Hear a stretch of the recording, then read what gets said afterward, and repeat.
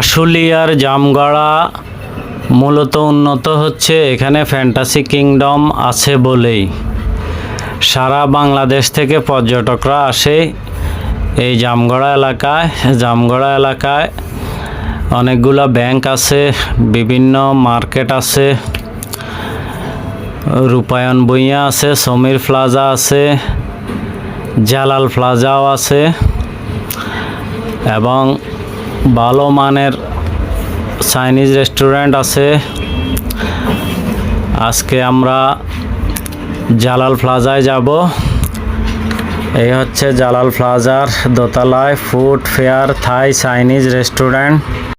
আমি এখন জালাল প্লাজার সামনে আছি। আমি দোতলায় যাব। দোতলায় হচ্ছে food fair Thai Chinese restaurant. এ হচ্ছে দোতলা গিয়ে হাতের ডাইনে ঢুকে পড়ব। এই হচ্ছে food fair Thai Chinese restaurant, বিশাল স্পেস।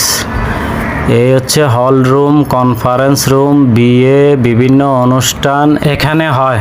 যারা এখানে আসতে আনইজি ফিল করেন, আমি মনে করি মোটেও আনইজি ফিল না করে সোজা চলে আসবেন ফুড ফেয়ার থাই চাইনিজ রেস্টুরেন্টে। ঢুকে পড়ে হাতের বাঁয়ে কেবিন আছে, কেবিনে গিয়ে বসে পড়বেন।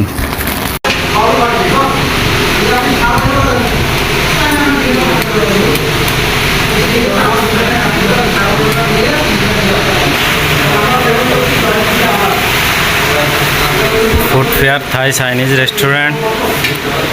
এই যে জামগড়া জাফা সমিতির সভাপতি নুরুদ্দিন পাটোয়ারি ভাই কেমন হয়েছে খিচুড়ি বলেন একটু স্বাদ। জি আলহামদুলিল্লাহ। আসলে জামগড়ার বুকে চাইনিজ রেস্টুরেন্ট একটাই, যেটার ভিতরে আপনি বাংলার স্বাদ যদি নিতে চান সেটা হলো এটা খিচুড়ি। ফুড ফেয়ার থাই চাইনিজে আসতে হবে। সেই খিচুড়ি যদি আপনি ফ্লেভার এবং খিচুড়ির সেই মায়ের হাতের সুস্বাদু খিচুড়ির স্বাদ নিতে হলে আপনার জামগড়া ফুড ফেয়ার চাইনিজ রেস্টুরেন্টে আপনাকে আসতে হবে। তাইলে আপনি প্রাচীন থেকে বর্তমান যে স্বাদ পাবেন। থ্যাংক ইউ, আমি পাচ্ছি। Thank you. আমরা দেখি সুজন ভাই তো প্রায় খেয়ে লাইছে মোটামুটি 7টা। আমাদের মা বোনেরা যেভাবে রান্না করে সেরকম 50 মিনিট এসেছে আলহামদুলিল্লাহ। আপনারাও খাবেন। হ্যাঁ।